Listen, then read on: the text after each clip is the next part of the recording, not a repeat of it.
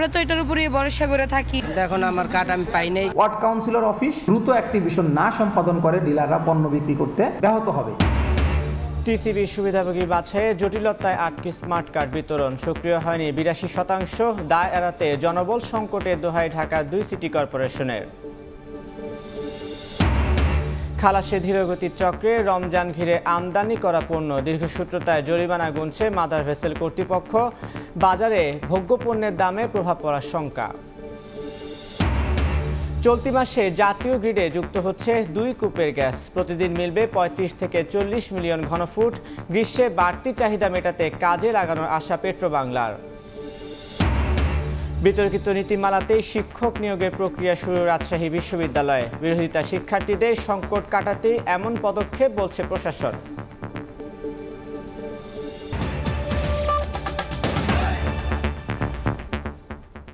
সকালের সময়ের সঙ্গে আছি আমি তানভীর হাসান। বাড়তি খরচ করে বানানোর পরও ঢাকার ২ সিটিতে সক্রিয় হয়নি টিসিবির ৮২% স্মার্ট ফ্যামিলি কার্ড। টিসিবি বলছে এর পুরো দায় নিতে হবে সিটি কর্পোরেশনকে, আর সিটি কর্পোরেশনের অজুহাত জনবল সংকটের।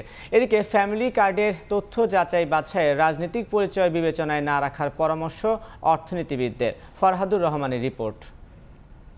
নতুন স্মার্ট কার্ডেই একমাত্র এখন থেকে টিসিবির বিপণন কার্যক্রম পরিচালিত হবে। যে ধরনের নৈরাজ্য এবং দুর্বৃত্তায়ন হয়েছিল এই ক্ষেত্রে টিসিবির ফ্যামিলি কার্ড তৈরিতে দুর্বৃত্তায়ন হয়েছে।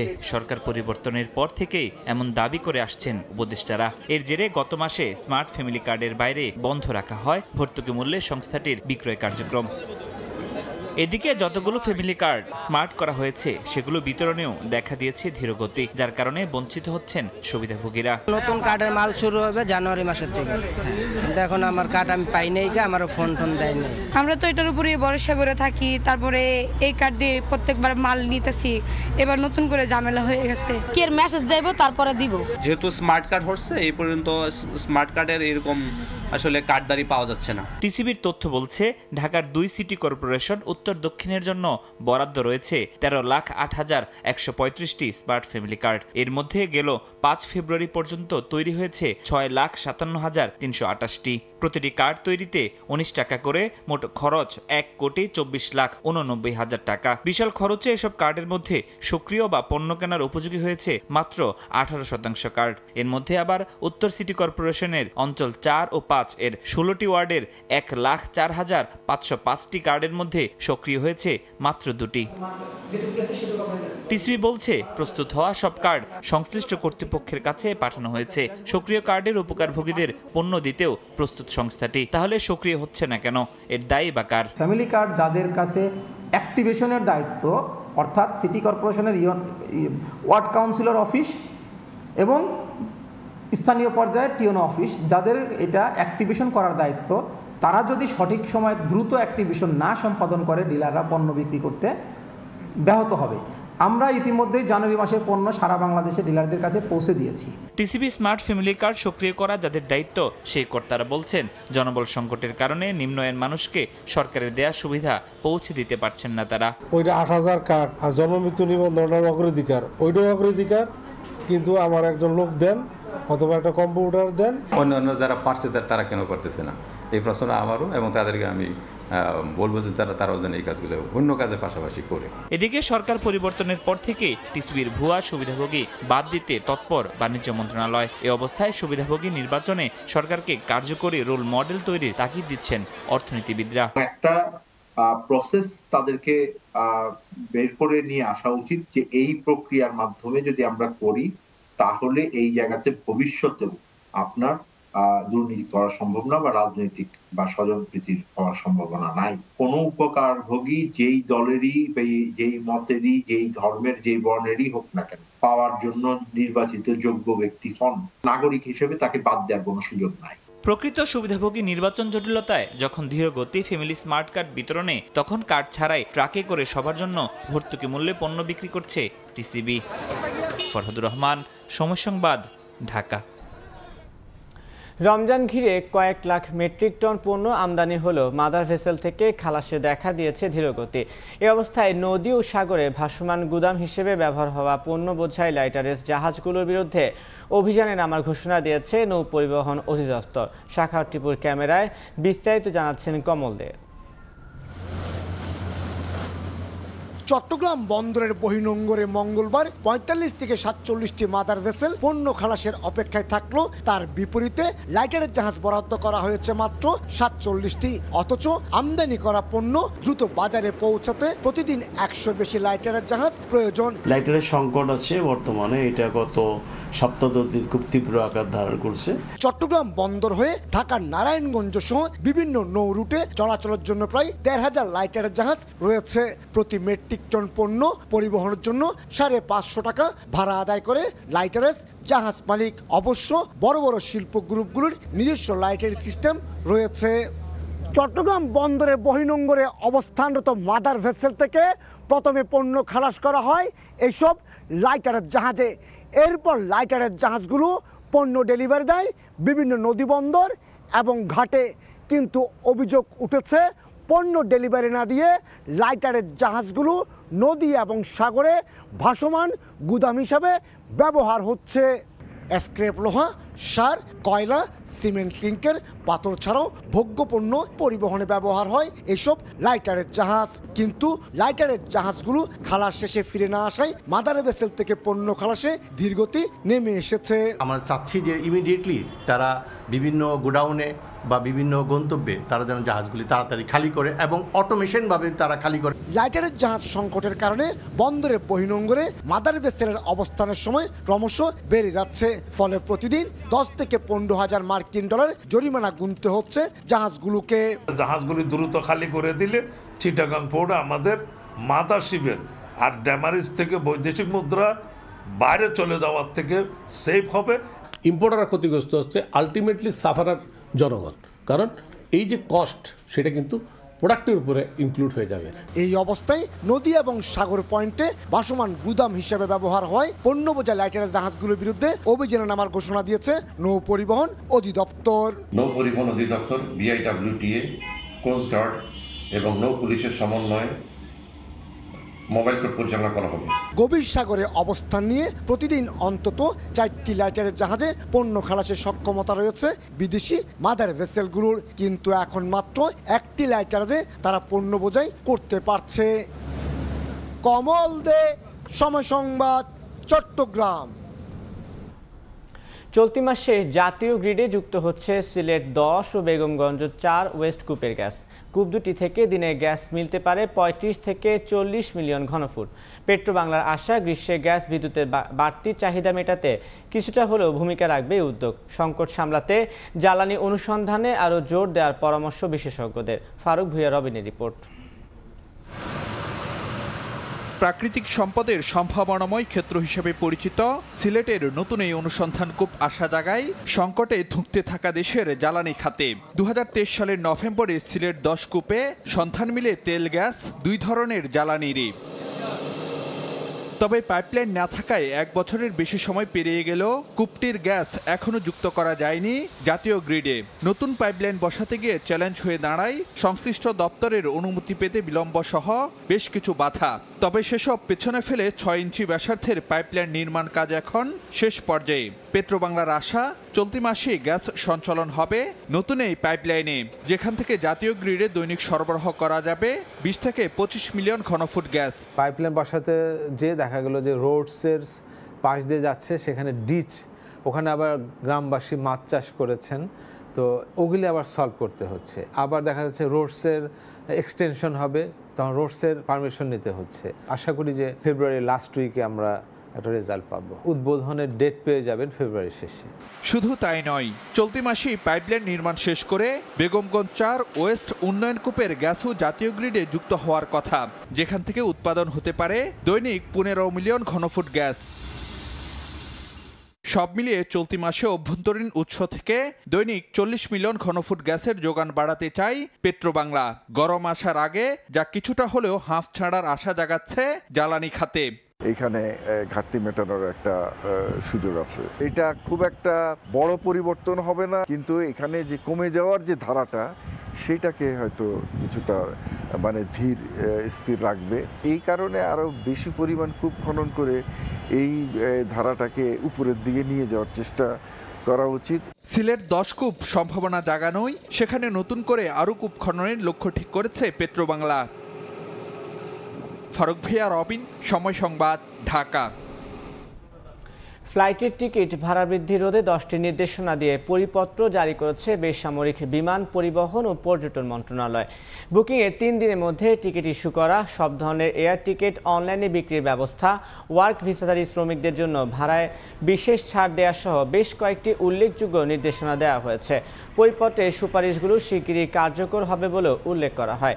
এদিকে এক বিজ্ঞপ্তিতে association of travels agents of Bangladesh ATAB জানিয়েছে ইতিমধ্যে সৌদি আরব ও মালয়েশিয়াগামী কর্মীদের ফ্লাইট ভাড়ায় বিশেষ ছাড় দেওয়ার ঘোষণা দিয়েছে বিমান বাংলাদেশ এয়ারলাইন্স।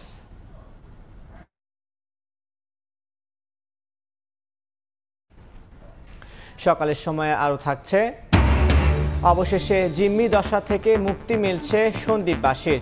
ইজারাদারদের সিন্ডিকেট ভেঙে যাত্রী পারাপারে নৌপথ পরিচালনার দায়িত্বে বিআইডব্লিউটিএ, ভাড়া কমায় খুশি। 2015 ও 2017 সালে শিক্ষক নিয়োগ বিধিমালা বাতিল করা হয়েছে রাজশাহী বিশ্ববিদ্যালয়ে। 2022 সালে সংশোধিত নীতিমালা অনুযায়ী আবারও শুরু হয়েছে নিয়োগ প্রক্রিয়া। অভিযোগ উঠেছে সাবেক উপাচার্য আব্দুস সোবহান তার মেয়ে ও জামাতাকে চাকরি দিতে যোগ্যতা শিথিল করে নীতিমালা পরিবর্তন করেছিলেন। প্রশাসনের কর্মকর্তারা বলছেন চলমান শিক্ষক সংকট কাটাতে আগের বিজ্ঞপ্তি অনুযায়ী নিয়োগ দেওয়া হচ্ছে। হাবিবুর রহমান পাপ্পুর ছবিতে মওদুদ রানার প্রতিবেদন। রাজশাহী বিশ্ববিদ্যালয়ে শিক্ষক নিয়োগের নীতিমালা সংশোধন হয় 2015 ও 2017 সালে। এতে স্নাতক ও স্নাতকোত্তর শ্রেণীর ফলাফলে সিজিপিএ কমিয়ে 3.25 এবং মেধাক্রমের শর্ত তুলে দেয়া হয়। অভিযোগ উঠেছে সাবেক উপাচার্য আব্দুস সোবহান তার মেয়ে ও জামাতাকে চাকরি দিতেই যোগ্যতা শিথিল করে নীতিমালা পরিবর্তন করেছিলেন। পরে 2022 সালে আগের নীতিমালা আবারও পরিবর্তন করে সিজিপিএ 3.5 এবং মেধা তালিকায় প্রথম থেকে সপ্তম স্থানের মধ্যে থাকার শর্ত যুক্ত হয়। সম্প্রতি রাজশাহী বিশ্ববিদ্যালয়ের সব ধরনের নিয়োগের স্থগিতাদেশ প্রত্যাহার ও আইনি জটিলতা দূর হলে 2022 সালের নীতিমালা অনুযায়ী 2023 সালের বিজ্ঞপ্তি অনুসারে শিক্ষক নিয়োগ প্রক্রিয়া শুরু করে কর্তৃপক্ষ। এটা মন্ত্রণালয়ের নিষেধাজ্ঞাটার প্রত্যাহার করা হয়েছে, একদম আনুষ্ঠানিকভাবে চিঠি দিয়ে এটা করা হয়েছে, যেটা ইউজিসিকে অবহিত করা হয়েছিল। এদিকে বর্তমান নীতিমালার বিরোধিতা করছেন শিক্ষার্থীরা। বিভিন্ন কর্মসূচির মাধ্যমে তারা জানান আওয়ামী লীগ সরকার আমলের নীতিমালা ও বিজ্ঞপ্তিতে যোগ্য শিক্ষক নিয়োগ সম্ভব নয়। আমরা ভয় পাই যে ওই ফ্যাসিস্টের ভূতই আবার চেপে বসছে কিনা, মেধাবীরা আবার বঞ্চিত হবে কিনা। অল ইউনিভার্সিটির শত শত শিক্ষক এমন আছে যাদের ন্যূনতম যোগ্যতা নাই পাঠদানের, এরা হচ্ছে এই নিয়োগ বাণিজ্যের ফসলগুলা। শিক্ষক নিয়োগের যে প্রক্রিয়া সেখানে একটা সংস্কার আসা প্রয়োজন, নতুন করে নীতিমালা প্রণয়ন প্রয়োজন। শিক্ষক সমিতি ও বিশ্ববিদ্যালয় প্রশাসন বলছে চলমান শিক্ষক সংকট কাটাতেই আগের বিজ্ঞপ্তি অনুযায়ী নিয়োগ দেয়া হচ্ছে। কথা হচ্ছে অনেক পক্ষ থেকে যে শুধু অনেক ইউনিভার্সিটি অলরেডি ভাইবার পাশাপাশি তারা রিটেন ডেমো নেওয়ার চিন্তা ভাবনা করছে। আমি বলি হ্যাঁ, এটা আসলে আমরা স্বাগত জানাই। আমরা মনে করি এইটাও আসলে হওয়া দরকার। শুধু একটা ইন্টারভিউ দিয়ে 15 মিনিটের 20 মিনিটের ইন্টারভিউ দিয়ে একজনকে যাচাই করা আসলে খুবই ডিফিকাল্ট। কর্তৃপক্ষের তথ্য মতে রাজশাহী বিশ্ববিদ্যালয়ের 1490টি শিক্ষক পদের মধ্যে শূন্য 440টি। এবার নিয়োগ দেওয়া হচ্ছে অন্তত 50 জনকে। এছাড়াও বিশ্ববিদ্যালয়টিতে 200 কর্মকর্তা, 251টি সহায়ক কর্মচারী ও 990টি সাধারণ কর্মচারীর পদ শূন্য রয়েছে। মওদুদ রানা, সময় সংবাদ, রাজশাহী। চলতি বছরের 1.5 মাসেও নাটোরের মাধ্যমিক পর্যায়ের শিক্ষার্থীরা এখনো সব বই হাতে পায়নি। পিডিএফ দেখে স্কুল থেকে পাঠদান করা হলেও মোবাইল বা সহায়ক প্রযুক্তি না থাকায় শিক্ষণ ঘাটতিতে অধিকাংশ শিক্ষার্থীরা। জেলা শিক্ষা কর্মকর্তার দাবি ফেব্রুয়ারির মধ্যে কাটবে বইয়ের সংকট। আল মামুনের পাঠানো তথ্য, ছবিতে রিপোর্ট। নতুন বছরের জানুয়ারি পেরিয়ে ফেব্রুয়ারির দ্বিতীয় সপ্তাহ, ক্লাসে পাঠদান করা হলেও অনেক শিক্ষার্থীর সামনে নেই বই। এছাড়া বইয়ের অভাবে অনেক শ্রেণীতে নেওয়া হচ্ছে না ক্লাস।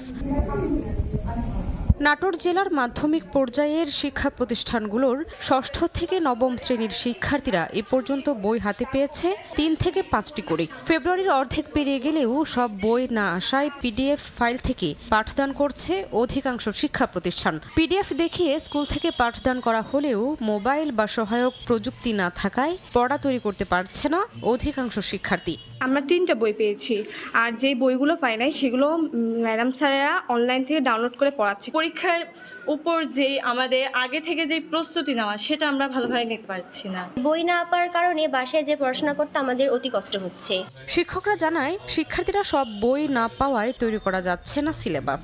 এতে ঠিক সময়ে প্রথম টিউটোরিয়াল পরীক্ষা নিয়ে চিন্তিত তারা, সংশয়ে শিক্ষার্থীদের ভালো ফলাফল নিয়ে। আমরা মোটামুটি ডাউনলোড কিছুটা করে নিয়ে স্যার ম্যাডামদের মাঝে একটু আলোচনার মাধ্যমে বাচ্চাদের শেখানো হচ্ছে। যারা গ্রামের বাচ্চারা রয়েছেন, যারা শিক্ষার্থীরা রয়েছেন, তাদের তো সবার সেই সক্ষমতা নাই যে সবার মোবাইলে হয়তো পিডিএফ পড়ার মতো। আমরা পিডিএফ থেকে বই ডাউনলোড করেছি এবং এখান থেকে আমরা সিলেবাস তৈরি করব। প্রত্যেক টিচারের হাতে যেহেতু স্মার্টফোন আছে, তারা পিডিএফ ডাউনলোড করে মেয়েদের পড়াচ্ছে। জেলা শিক্ষা কর্মকর্তা জানান ফেব্রুয়ারির মধ্যেই কেটে যাবে বইয়ের সংকট। ঢাকাতে 64 জেলা শিক্ষা অফিসারকে ডাকা হয়েছিল। চলতি ফেব্রুয়ারি মাসের মধ্যে মোটামুটি বইয়ের সকল সমস্যার সমাধান হয়ে যাবে।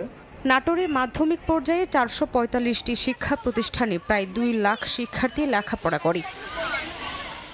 সময় সংবাদ, নাটোর।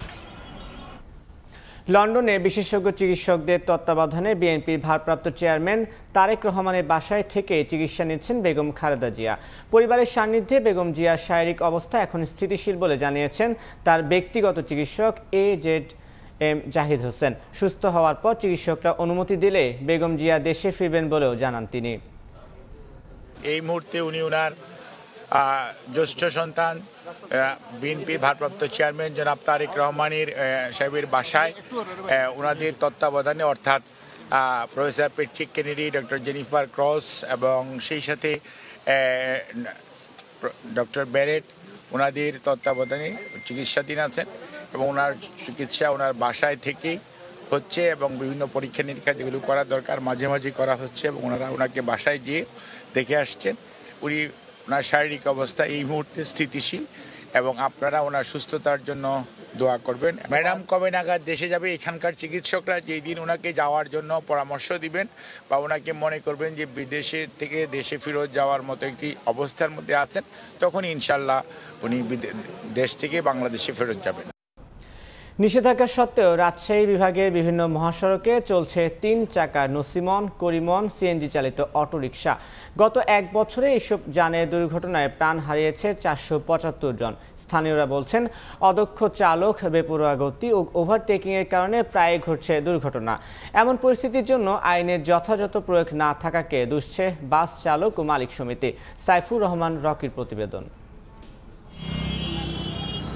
মহাসড়কে ভারী যানবাহনের সঙ্গে সমান তালে চলছে ভ্যান, নসিমন, করিমন, সিএনজি, অটোরিকশা সহ হালকা যানবাহন। পরিবহন করা হচ্ছে যাত্রী ও পণ্য, অথচ মহাসড়কে এসব যান চলাচল সম্পূর্ণ নিষিদ্ধ। আইন না মেনে রাজশাহী বিভাগের সব জেলাতেই মহাসড়কে দাপিয়ে বেড়াচ্ছে এসব হালকা যান। এলাকাবাসী বলছে যানবাহনগুলোর অদক্ষ চালক, বেপরোয়া গতি, ওভারটেকিং ও অনিয়ন্ত্রিত চলাচলের কারণে প্রায় ঘটছে দুর্ঘটনা। হাইওয়ে পুলিশের তথ্য মতে গত 1 বছরে এসব যানবাহনের কারণে বিভাগের 8টি জেলায় 5 শতাধিক দুর্ঘটনায় 475 জন নিহত হয়েছেন। শিগগিরই পরিস্থিতি নিয়ন্ত্রণে না আনলে মৃত্যুর মিছিল আরও বাড়বে। ভুটভুটি গেলার কাগজ নাই, পাতে নাই, তারপর হাইওয়ে রোডে উঠে ওরা সিঙ্গেল অমান্য করে। ছোট গাড়ির জন্য আমাদের অনেক প্রবলেম হয়, যেমন ধরেন ভুটভুটি, অটোরিক্সা, এদের কিন্তু সিটির ভিতরে থাকার নিয়ম, কিন্তু সিটির বাইরে যেগুলো হাইওয়ে রাস্তা আছে সেগুলোতে তারা বেপরোয়াভাবে চলাফেরা করে। এমন পরিস্থিতির জন্য আইনের যথাযথ প্রয়োগ না থাকাকে দুষছেন বাস চালক ও মালিক সমিতি। যেখানে সেখানে ব্রেক দেয়, অনেক এই সমস্যা দুর্ঘটনা করতে করে। বামের গাড়ি যাইতেছে, ফট করে এসে ডাইন দিক ঢুকা দিতেছে, এবার করে অ্যাক্সিডেন্ট হয়। দুর্ঘটনার মূল কারণ এই 3 চাকার সিএনজি অথবা 3 হুইলার, এবং এই সিএনজি এই মহাসড়কের চলাচলের হাইকোর্টের নিষেধাজ্ঞা আছে, তারপরও এইসব যান চলাচল করতেছে। তবে মহাসড়কে অবৈধ যান চলাচল বন্ধে গতানুগতিক আশ্বাস পুলিশের। আমরা কিন্তু নিয়মিতভাবে চেকপোস্ট করতেছি, নিয়মিতভাবে প্রসিকিউশন দিচ্ছি। 3 হুইলারগুলো মেইন রাস্তাতে চলে আসার কারণেই দুর্ঘটনাগুলো ঘটে এবং অনেক সময় একদম সরাসরি দুর্ঘটনা ঘটে এবং অনেক সময় ক্যাজুয়ালিটির ঘটনা ঘটে। দীর্ঘদিনে অচলায়তন ও এক যুগের বেশি সময় ধরে চলা সিন্ডিকেটে দূরত্ব ভেঙে সন্দ্বীপে যাত্রী পারাপারে একক নৌপথ পরিচালনার দায়িত্ব পেয়েছে BIWTA। 3টি প্রতিষ্ঠানের মাধ্যমে এই দায়িত্ব পালন করবে তারা। জিম্মি দশা থেকে মুক্তি ও ভাড়া কমায় খুশি যাত্রীরা। নৌবন্দরের আওতায় এনে সন্দ্বীপ ঘিরে সুযোগ সুবিধা বাড়ানো ও প্রকল্প নেওয়া হচ্ছে বলে জানিয়েছেন নৌ পরিবহন মন্ত্রণালয়ের জ্যেষ্ঠ সচিব। সন্দ্বীপ থেকে ঘুরে এসে বিস্তারিত জানাচ্ছেন পার্থপ্রতিম বিশ্বাস। কুমিরাঘাটের মূল ভূখণ্ড থেকে 17 কিলোমিটার অদূরে বিচ্ছিন্ন এক জনপদ সন্দ্বীপ। এখানকার বাসিন্দাদের ভোগান্তির যেন শেষ নেই। ছোট বড় নৌযানে কোনো মতে সন্দ্বীপ পৌঁছানো গেলেও ভাটার সময় দীর্ঘ কাদাপথ মারিয়ে তীরে উঠতে হয় যাত্রীদের। অনেক ক্ষেত্রে কোলে করে তীরে পৌঁছে দিতে দেখা যায় যাত্রীদের। এ তো গেল ভোগান্তির কথা। সন্দ্বীপে প্রায় 4 লাখ মানুষের দুঃখেরও যেন কোনো শেষ নেই। জীবন জীবিকা, শিক্ষা, চিকিৎসার মতো জরুরি কাজে এবং দৈনন্দিন প্রয়োজনে প্রতিদিন 4000 মানুষ উত্তাল সাগর পাড়ি দিয়ে জীবনের ঝুঁকি নিয়ে যাতায়াত করে। চট্টগ্রাম সমুদ্র উপকূল ও সন্দ্বীপের মাঝখানে রয়েছে উত্তাল নৌ চ্যানেল। এই নৌপথের দৈর্ঘ্য প্রায় 17 কিলোমিটার। ঝুঁকিপূর্ণ এ পথ পাড়ি দিতে স্পিডবোট, ট্রলার আর দিনে দুবেলা জাহাজই মূল ভরসা। এক যুগেরও বেশি সময় ধরে চলা ইজারাদারদের সিন্ডিকেটের কারণে এতদিন যাত্রীরা ছিল জিম্মি। অসহায়ত্বের সুযোগ নিয়ে হাতিয়ে নেওয়া হতো বাড়তি ভাড়া। অবশেষে সে দুঃখ ঘুচতে যাচ্ছে দ্বীপবাসীর। 3টি প্রতিষ্ঠানের মাধ্যমে এই নৌপথ পরিচালনার দায়িত্ব পেয়েছে BIWTA। এতে নৌযান ভাড়ার পাশাপাশি কমেছে ভাড়া, খুশি স্থানীয়রা। লম্বা লেন ধরতে হতো যে লেনে, কারণ টিকিট পেতে অনেক কষ্ট হইতো, অনেক সময় টিকিটও পাওয়া যেত না। কিছু সিন্ডিকেট ছিল যে আমরা আসলে টিকিট করতে চাইলেও করতে পারতাম না, কিন্তু এই জিনিসটা এখন এই সরকার উন্মুক্ত করে দিছে। আমরা মানুষের সেবা, সুন্দর সেবা, ভালো সেবা, উত্তম সেবা, বেটার সেবা দিতে পারি, এটা আমাদের মূল লক্ষ্য। BIWTA এককভাবে দায়িত্ব নেয়ার পর নতুন করে সন্দ্বীপ চট্টগ্রাম নৌ রুটে স্পিডবোটের ভাড়া নির্ধারণ করা হয়েছে 250 টাকা, সার্ভিস ও মালের বোটে যাত্রী ভাড়া 120 টাকা এবং স্টিমারের ভাড়া 120 টাকা, যা পূর্বের নির্ধারিত ভাড়ার চাইতে অনেক কম। দীর্ঘদিনের জিম্মি দশা থেকে যাত্রীদের মুক্তি মিলবে বলে আশা বৈষম্য বিরোধী আন্দোলনের চট্টগ্রাম জেলা সমন্বয়কের। ঘাটকে কেন্দ্র করে হচ্ছে যে পাওয়ার ক্ষমতার যে প্রশ্নটা, সেই প্রশ্নটা অনেকখানি মীমাংসিত হলো এবং আমরা আশা করছি যে ভবিষ্যতে এই ধরনের যে অনিশ্চয়তা, অনিরাপত্তার মধ্য দিয়ে আমাদের যাতায়াত করা লাগতো, সেই যাতায়াত থেকে আমরা এই অনিরাপত্তা থেকে আমরা অনেকখানি মুক্ত হব। এদিকে BIWTA এর ঘাট পরিচালনার আনুষ্ঠানিক উদ্বোধন করতে এসে নৌ মন্ত্রণালয়ের সিনিয়র সচিব মোহাম্মদ ইউসুফ বলেন, সন্দ্বীপকে নৌবন্দরের আওতায় এনে সুযোগ সুবিধা বাড়ানো হচ্ছে। নৌবন্দর যখনই ঘোষণা হওয়ার পরে ফার্স্ট কথা হলো যে ওখানে ফেরি চলাচল সুযোগ করে দেওয়া, সি ট্রাক দেওয়া এবং ব্যবসা বাণিজ্যের যে মালামালগুলো আসতেছে সেই মালামালগুলো যদি মনে করেন এখানে যদি একটি ঘাট করতে হয়, আপনার জেটি করতে হয়, ওইদিকে তো জেটির কাজ শুরু হয়ে গেছে, তো এই দিকেও কিন্তু আমাদের জেটির কাজ আমরা শুরু করব। 2017 থেকে 25 সাল পর্যন্ত সন্দ্বীপ নৌ রুটে দুর্ঘটনায় 23 জনের মৃত্যু হয়েছে। পার্থপ্রতিম বিশ্বাস, সময় সংবাদ, চট্টগ্রাম। এখনও বিদ্যুৎ সংযোগ পৌঁছায়নি চাঁপাইনবাবগঞ্জের কালীনগর বাগানপাড়ায়। জনপ্রতিনিধিরা বারবার আশ্বাস দিলেও কাজের কাজ হয়নি। জাহাঙ্গীর আলমের তথ্য, ছবিতে বিস্তারিত। কুপির আলো জেলে পড়াশোনা করছে চাঁপাইনবাবগঞ্জের শিবগঞ্জ উপজেলার কালীনগরীর বাগানপাড়ার 2 শিক্ষার্থী সিয়াম ও মিরাজ। আধুনিক সভ্যতার যুগে সারা দেশের মানুষ যেখানে নতুন নতুন প্রযুক্তির ব্যবহার করছে, সেখানে বিদ্যুতের আলোই যেন স্বপ্ন এই 2 শিশুর। 30 বছর আগে শিবগঞ্জ উপজেলার ঘোড়াপাখিয়া ইউনিয়নের কালীনগরে বসতি শুরু করে নদী ভাঙন কবলিত সহ বিভিন্ন এলাকা থেকে আসা মানুষ। বর্তমানে গ্রামটিতে বসবাস করছে 120টি পরিবার, কিন্তু দীর্ঘ 2.5 যুগ পেরিয়ে গেলেও এলাকাটিতে পৌঁছায়নি বিদ্যুতের আলো। বহুবার জনপ্রতিনিধিরা আশ্বাস দিলেও বাস্তবায়ন হয়নি। বছরের পর বছর প্রশাসনের দফতরে ঘুরেও কাজ হয়নি। খুব কষ্টতে আছি, ছেলেপিলে লেখাপড়া করতে পারে না, ছেলেপিলে গরমে ঘুমাইতে পারে না। কারেন্টের লাগে আমরা কার বাড়ি একটা মোবাইল চার্জে দিতে যাচ্ছি, লাইট চার্জে দিতে যাচ্ছি। সরকারের কাছে আমাদের আবেদন, অতি সত্ত্বর যেন আমরা কারেন্ট পাই, সে সরকার যেন ব্যবস্থা করে। অফিস আদালত ঘুরে ঘুরে আমরা আশ্বাস দিছে, কিন্তু আমাদের কোনো ফলাফল বাহির করে দিচ্ছে না। জনপ্রতিনিধিরা বলছেন বারবার চেষ্টা করেও বিদ্যুৎ বিভাগের উদাসীনতায় আলোর মুখ দেখেনি উদ্যোগ। তবে পল্লী বিদ্যুৎ কর্মকর্তার দাবি, এলাকাটিকে বিদ্যুতের আওতায় আনতে নেওয়া হয়েছে প্রকল্প। অনুমোদন পেলেই শুরু হবে কাজ। ঢাকা বরাদ্দ পাঠানো হয়েছে, বরাদ্দ আসলে আপনারা আমরাই করবো এই পর্যন্ত শেষ। এখন পর্যন্ত বরাদ্দ আইলো কি গেল কোনো খবর নাই। ফ্রি করার জন্য আরইবিতে আমরা একটা পরবর্তী একটা পত্র দিই যে এই কাজটা যাতে ফ্রি করে দেওয়া হয়। এখানেও আর এটা অনুমোদন আসেনি আমাদের বিদ্যুৎ বিভাগের, এই হলো সর্বশেষ আসতে আমরা কাজটা করবো আর কি। কালীনগর বাগানপাড়া গ্রামে 120টি পরিবারে প্রায় 5 শতাধিক মানুষ বসবাস করেন। সময় সংবাদ, চাঁপাইনবাবগঞ্জ। জনবল সংকটে পাবনা মানসিক হাসপাতাল, সবচেয়ে বেশি সংকট বিশেষজ্ঞ চিকিৎসকের। এছাড়া ঝুঁকিপূর্ণ ভবন ও যাতায়াতের রাস্তা খানাখন্দে ভরা থাকায় ভোগান্তিতে রোগীর স্বজনরা। সবুজ মোল্লার পাঠানো তথ্য ছবি নিয়ে প্রতিবেদন। দেশের একমাত্র বিশেষায়িত মানসিক স্বাস্থ্য সেবা কেন্দ্র পাবনা মানসিক হাসপাতাল। 68 বছরের পুরানো এই হাসপাতালের ভবনগুলো জরাজীর্ণ। অস্বাস্থ্যকর পরিবেশে চলছে চিকিৎসা সেবা, তবে সবচেয়ে বড় সংকট জনবলের। হাসপাতালে তথ্য বলছে 31টি চিকিৎসক পদের বিপরীতে কর্মরত মাত্র 12 জন। এদের মধ্যে বিশেষজ্ঞ চিকিৎসক মাত্র 2 জন। চিকিৎসক, কর্মকর্তা, কর্মচারী সব মিলিয়ে হাসপাতালের 643টি পদের মধ্যে শূন্য আছে 182টি। এতে ব্যাহত হচ্ছে চিকিৎসা সেবা। শিগগিরই পুরো হাসপাতালটিকে নতুন করে ঢেলে সাজানোর দাবি এলাকাবাসী ও রোগীর স্বজনদের। প্রতিটা রোগীর যে পরীক্ষা নিরীক্ষা করার জন্য যে ইকুইপমেন্টগুলো দরকার, পরীক্ষা নিরীক্ষাগুলো, সেগুলো সংকট রয়েছে। অবকাঠামো প্লাস সেবার যে মান, এখনো ওই মানটা তাই আছে, আসলে আপডেট ওইরকমভাবে কোনো কিছু পরিবর্তন হয় নাই। আধুনিক চিকিৎসার দরকার, সেটা তো অনেক পরের বিষয়। যে পরিমাণ ডাক্তার দরকার সেটাই স্বল্পতা। মাস্টার প্ল্যান দরকার, সুন্দরভাবে দেশের মানসিক রোগীগুলো যাতে এই 500 বেডের আবাসিক হোটেলে, আবাসিক হাসপাতালে সুন্দরভাবে সুস্থভাবে থাকতে পারে এবং তাদের প্রপার ট্রিটমেন্ট হয়। তবে হাসপাতালটি আধুনিকায়নের চেষ্টা চলছে বলে জানায় কর্তৃপক্ষ। হাসপাতালের সেবা যতদিন যাবে আমি আশা করি যে ভালো হবে। আপাতত বর্তমান যে অবস্থান আছে তাতে যেটুকু সম্ভব দেয়া হচ্ছে, ভবিষ্যতে আরো ভালো হবে। 1957 সালে পাবনা শহরের হেমায়েতপুরে শীতলাই জমিদার বাড়িতে 111 একর জমির উপর নির্মাণ করা হয় পাবনা মানসিক হাসপাতাল। 1996 সালে 60 শয্যা থেকে 500 শয্যায় উন্নীত করা হয় হাসপাতালটি। সময় সংবাদ, পাবনা। প্রকৃতিতে এবার শীতের প্রভাব কম থাকায় মৌসুম শুরুর আগেই নওগাঁর গাছে গাছে দেখা মিলছে আমের মুকুল। পোকামাকড় ও রোগ থেকে বাঁচতে আম গাছে বালাইনাশক স্প্রে করছেন বাগান মালিকরা। আবহাওয়া অনুকূলে থাকলে এবার আমের ভালো ফলনের আশা কৃষি বিভাগের। এমআর রকির রিপোর্ট, ছবি তুলেছেন রকিবুল ইসলাম। আম গাছে সবুজ পাতা ঢাকা পড়েছে মুকুলে। মৃদু বাতাসে দোল খাওয়া মুকুলের এ সমারোহ নওগাঁর সাপাহার, পোরশা, নিয়ামতপুর, মহাদেবপুর, পত্নীতলার আম বাগানে। জানুয়ারির শেষ সপ্তাহে একসঙ্গে ফুটেছে আমের মুকুল।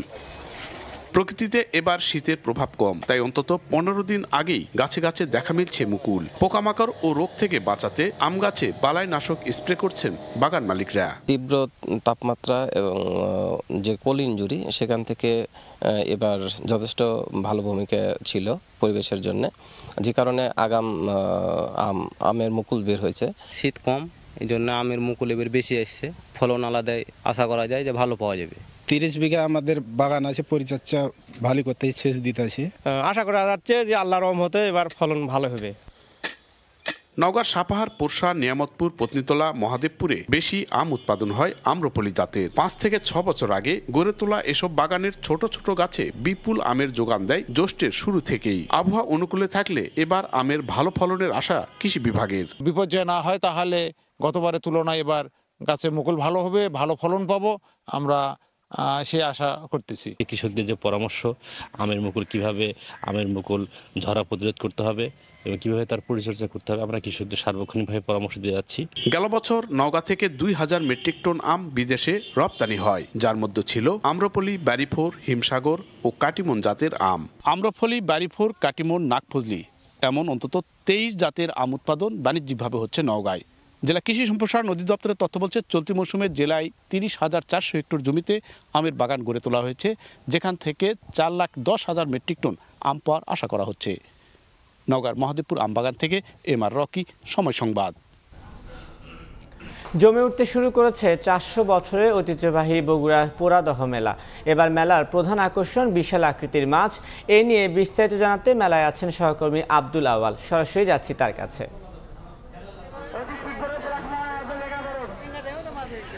মাঘ মাসের শেষ বুধবারে বগুড়ার গাবতলী উপজেলার পোড়াদহ এলাকায় কিন্তু ঐতিহ্যবাহী পোড়াদহ মেলাটি অনুষ্ঠিত হয়। মূলত সাধু সন্ন্যাসীদের মেলা হিসাবে এইটি পরিচিত পোড়াদহ মেলা। 400 বছরের ঐতিহ্য হিসাবে এই এলাকায় এই মেলাটির আয়োজন হয়ে থাকে।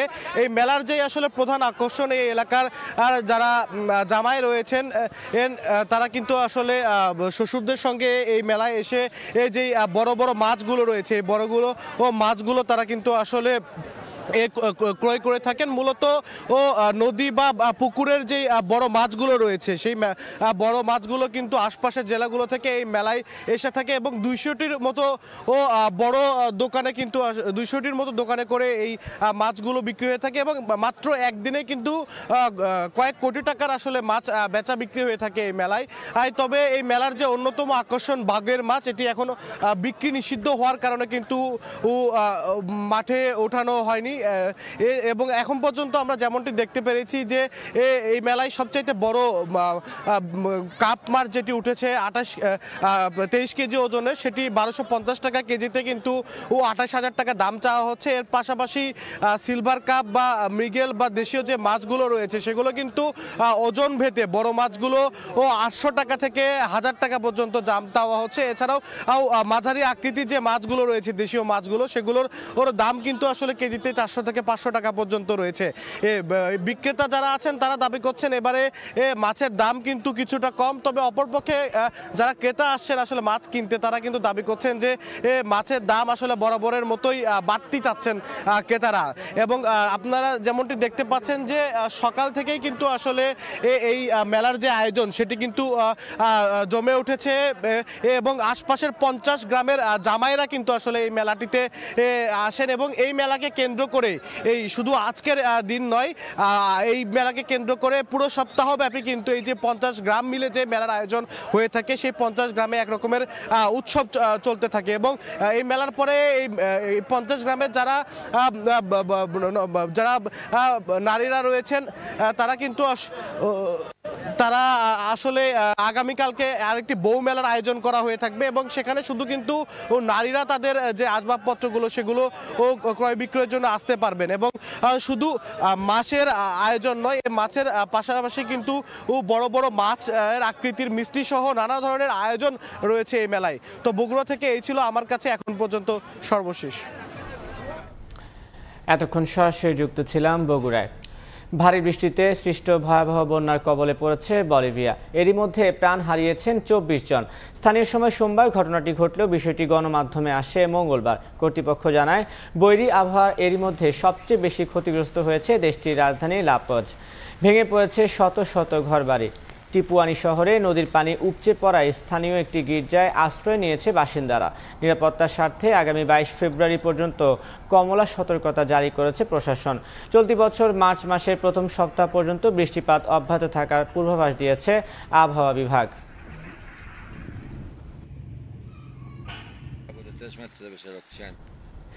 লণ্ঠন উৎসব ঘিরে চীনের সাংহাই শহরে উৎসবের আমেজ। বিভিন্ন ধরনের সুস্বাদু খাবার এবং বাহারি পণ্য সামগ্রীর পসরা বসিয়েছেন দোকানিরা। ঐতিহ্য অনুযায়ী সাজানো হয়েছে শহরকে, যা দেখতে ভিড় করছেন স্থানীয় বাসিন্দা ও পর্যটকরা।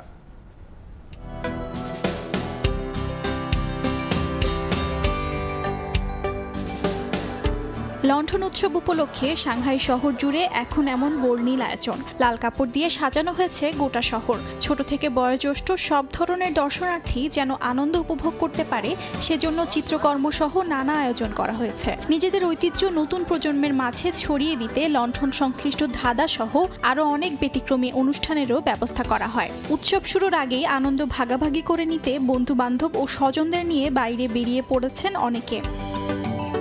উৎসবের আমেজ দেখা গেছে রেস্তোরাঁগুলোতেও। বাহারি রকমের খাবারের স্বাদ নিতে ভিড় করছেন ক্রেতা দর্শনার্থীরা। একের পর এক টেবিলে স্যুপ, ডাম্পলিং পরিবেশনে ব্যস্ত সময় কাটান দোকানিরা। স্থানীয় খাবারের দোকানগুলোতে আগে থেকেই উৎসব ঘিরে প্রস্তুতি শুরু হয়ে গিয়েছে বলে জানায় রেস্তোরাঁ কর্তৃপক্ষ।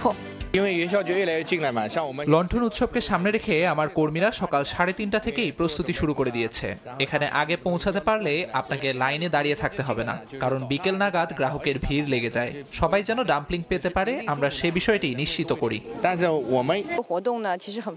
আজ আমি 2 বক্স ডাম্পলিং ও 2 বক্স রাইস পুডিং কিনেছি, যেগুলোর মধ্যে একটি টক এবং একটি মিষ্টি।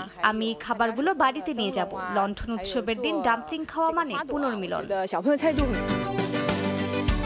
প্রতি বছর লণ্ঠন উৎসব উদযাপন করা হয় 12 ফেব্রুয়ারি। চান্দ্রবর্ষের প্রথম পূর্ণিমা এবং বসন্ত উৎসবের সমাপ্তির দিন চীনারা এই উৎসবটি উদযাপন করে। এই বিশেষ উৎসবটিতে ড্রাগন নাচ, প্যারেড এবং আতশবাজিও থাকে। লণ্ঠন উৎসব বসন্ত লণ্ঠন উৎসব নামেও পরিচিত।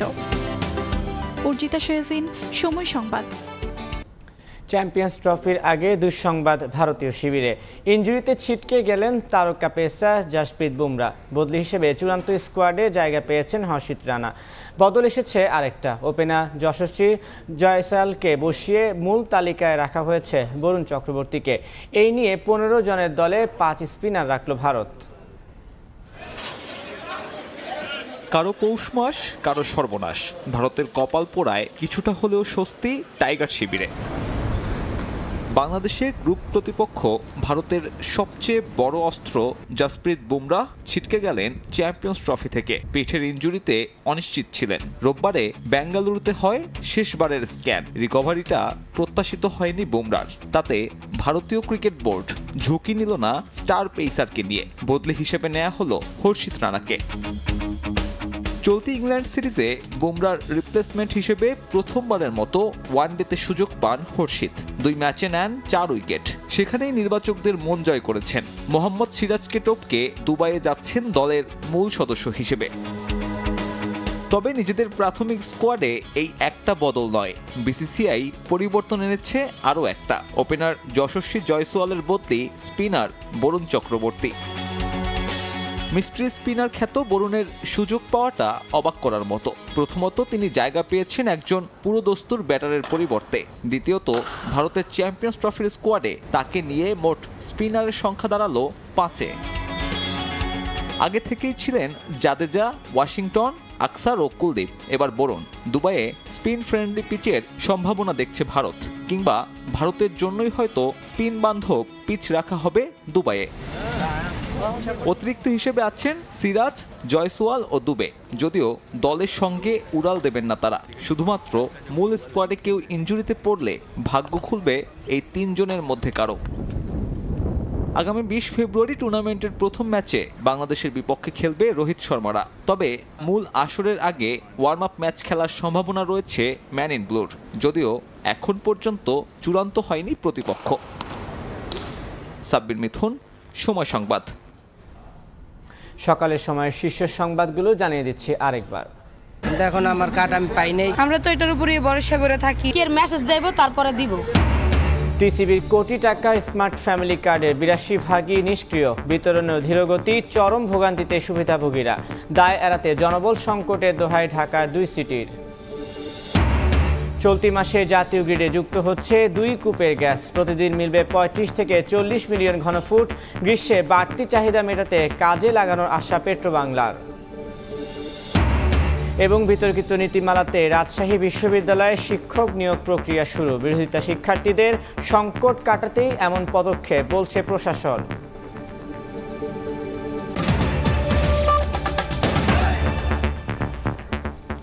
এই ছিল সকালের সময়। সঙ্গে থাকুন সময়ে।